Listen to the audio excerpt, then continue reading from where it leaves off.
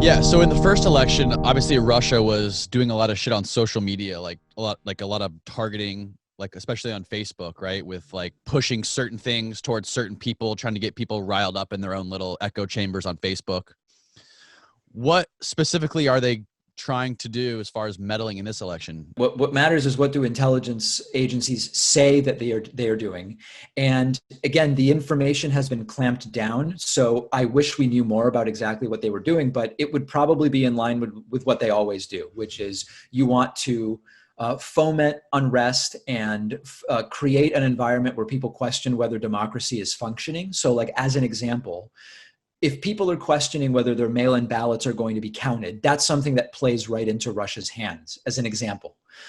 If Mm, people are unsure whether they will know the day after or the week after the election who really won, which is, by the way, an idea that Donald Trump has been promoting, that plays into Russia's hands. And I think it's really important to mention, a lot of people, when they hear Russia, they start throwing around the term Russiagate. They say that these are conspiracy theories, et cetera.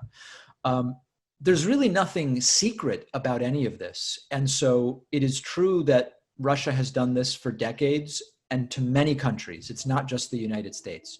It's true that the United States has meddled in elections in other countries.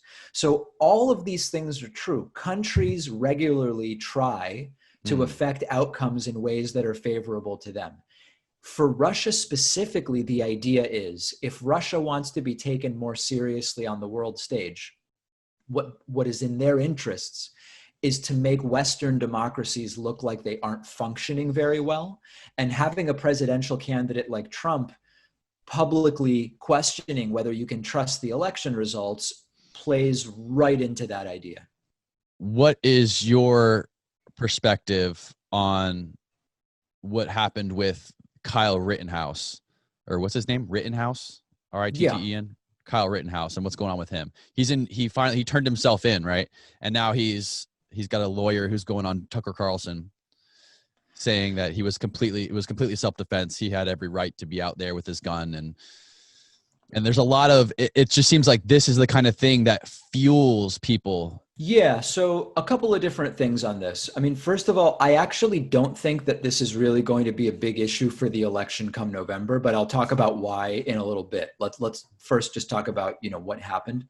So there's going to be a legal case here. There's going to be there's a prosecution that's in progress for double homicide, and I don't know exactly what other charges have been brought against Kyle Rittenhouse.